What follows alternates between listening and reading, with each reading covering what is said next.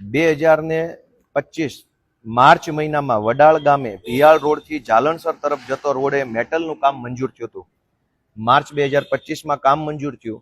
આજ દિવસ સુધી કામ કરવામાં ન આવ્યું અને આજની આ સાધારણ સભામાં વડાલ ગામે ભિયાળ રોડથી જાલણસર તરફ જતા રોડનું કામ બદલી નાખ્યું અને કેન્સલ કરી અને માળિયાહાટીના તાલુકાના ભંડુરી ગામે 3 બોર બનાવવાનું કામ મંજૂર કરી નાખ્યું. 4 લાખ રૂપિયામાં 3 બોર બનાવવાનું કામ મંજૂર કર્યું, જે બાબતે મેં વાંધો લીધો છે.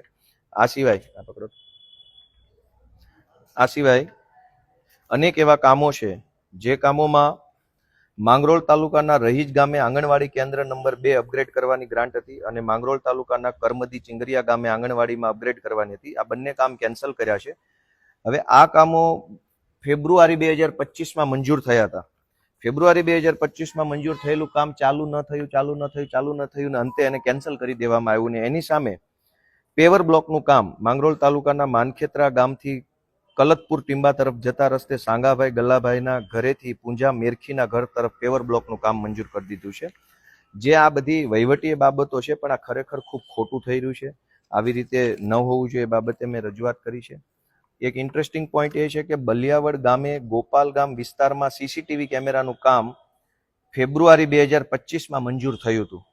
આ કામને આજે કેન્સલ કરી અને એની જગ્યાએ માળિયાહાટીના તાલુકાના લાઠોદરા ગામે વોકળા ઉપર પૂર સંરક્ષણ દિવાલનું કામ મંજૂર કરવામાં આવ્યું. ભાજપની બહુમતી છે તો એ ધારે કરી શકે છે. ઈવનગર ગામે ગ્રામ પંચાયત વિસ્તારમાં સીસીટીવી કેમેરાનું કામ મંજૂર થયું હતું, એને આજે કેન્સલ કરી અને માળિયાહાટીના તાલુકાના પાણીદ્રા ગામે પૂર સંરક્ષણ દિવાલનું કામ મંજૂર કરવામાં આવ્યું છે. આ સિવાય એક મહત્વના મુદ્દા ઉપર મેં મારો સામાન્ય સભામાં વિરોધ ઉઠાવ્યો છે. એ બાબતનો વિરોધ છે કે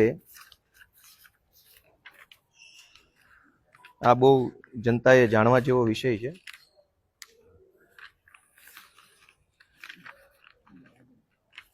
આગળ છે સામાન્ય સભાની અંદર સામાન્ય રીતે ચૂંટાયેલા નેતાઓ શું કરતા હોય છે એ આમ જનતાને ક્યારેય કોઈ કહેતા નથી, કેમ કે બધાની ભાગ બટાઈ સરખા અંશે ગોઠવાઈ ગઈ હોય છે. એજન્સીઓમાં ભાગ હોય છે ને બધી જગ્યાએ, પણ મારે એવું કઈ કરવાનું નથી. એક ઇન્ટરેસ્ટિંગ વાત આજની સભામાં એ છે કે ભેસાણ તાલુકાના ગળથ ગામે નદીના સામા કાંઠેથી સ્મશાન સુધી પૂર સંરક્ષણ દિવાલનું કામ બનાવવાનું સરકારી કામ 3 તારીખ ફેબ્રુઆરી મહિનો 2023માં જિલ્લા પંચાયત દ્વારા મંજૂર થયું. ફેબ્રુઆરી 2023માં ભેસાણ તાલુકાના ગળથ ગામે પૂર સંરક્ષણનું કામ મંજૂર થયું. એ સિવાય ભેસાણ તાલુકાના ગળથ ગામે કાંતિબદાના ઘરથી ઢોળવા તરફ જતા રસ્તા પર પૂર સંરક્ષણ દિવાલનું કામ પણ 2023ના ફેબ્રુઆરી મહિનામાં મંજૂર થયું. આ 2 કામો ફેબ્રુઆરી 2023માં મંજૂર થયા. એ બંને કામો આજ દિવસ સુધી ચાલુ જ ન થયા. કોઈ સરકારી પ્રોસેસ ન થઈ, કામ મંજૂર થઈ ગયા પણ આજ દિવસ સુધી કંઈ કામ ન થયા. આજે આ જુલાઈ 2025ની સામાન્ય સભામાં આ બંને કામો કેન્સલ કરી દીધા કે ભાઈ હવે તો આ કામો થતા નથી. અને એની સામે ભેસાણ તાલુકાના ગળથ ગામે નાથાભાઈના ઘરથી મનસુખભાઈના ઘર સુધી પેવર બ્લોકનું કામ સામે મંજૂર કરી નાખ્યું અને મોરવાડા જતા રસ્તે વોંકળે કોઝવે કમ ધાબીનું કામ ભેસાણ તાલુકામાં મંજૂર કર્યું. જે કામ 2023માં મંજૂર કરવામાં આવ્યા છે એ 2025 સુધી ચાલુ નહીં કરવા પાછળનો ઈરાદો શું છે, શા માટે ચાલુ નથી, આ બધા પ્રશ્નો મેં પૂછતા મને કોઈ બહુ સંતોષકારક જવાબ મળેલ નથી.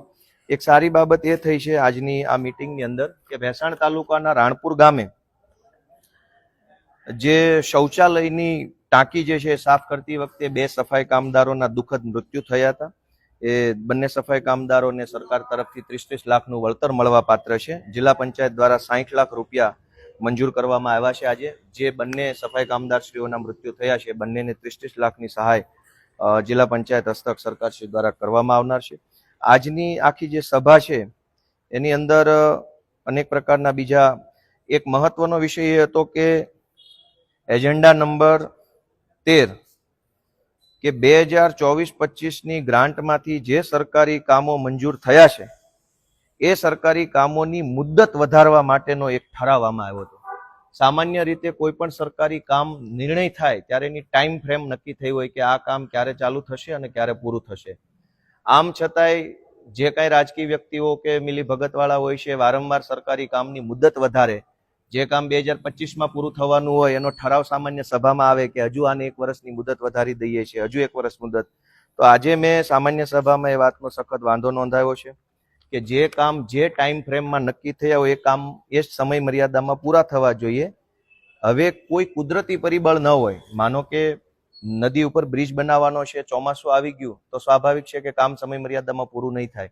કોઈ યુદ્ધ આવી ગયું, કોઈ આંદોલન થઈ ગયું, કોઈ ધરણા રેલી થઈ ગઈ અથવા કોઈ રોગચાળો ફાટી નીકળ્યો તો સરકારી કામોની સમય મર્યાદા વધારી આપવી જોઈએ. પરંતુ આવું કંઈ કુદરતી પરિબળ ન હોય તેમ છતાંય વારંવાર મુદત વધારો લઈ એજન્સીઓ દ્વારા અને કેટલાક રાજકીય માણસો દ્વારા ભ્રષ્ટાચાર કરવાનો આ રસ્તો ગોતી કાઢ્યો છે. આજે મેં ડીડીઓ શ્રીને અને પ્રમુખશ્રીનું ધ્યાન દોર્યું છે કે કોઈ પણ સરકારી કામની મુદત વધારતા પહેલા મુદત વધારવાની જરૂર શા માટે પડી છે, કુદરતી કારણો છે કે વહીવટી કારણો છે, સરકારી તંત્રની ભૂલ છે કે એજન્સીની ભૂલ છે, એ પાકા પાયે ચેક થવું જોઈએ અને જો વ્યાજબી માત હોય તો અને તો જ મુદત વધારો મળવો જોઈએ.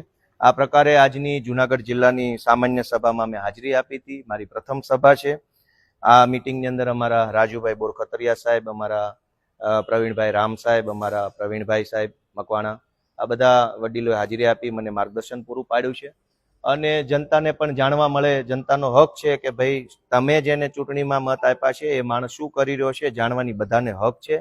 તમે ચૂંટેલા ધારાસભ્યને, સાંસદ સભ્યોને, જિલ્લા સભ્યોને, તાલુકા સભ્યને અવારનવાર ફોન કરીને પૂછતા રહેશો તો તમારા વિસ્તારમાં સારું થશે. ક્યારેય નહીં પૂછો તો બધા જ ચોર ભેગા મળી બહુમતીથી સિક્કો મારી કામ મંજૂર કરી અને ઘરે જતા રહેશે. તમે જેને મત આપો એ રૂપિયાવાળો થઈ જશે અને તમે ભિખારી થઈ જશો. જય જય ગરવી ગુજરાત.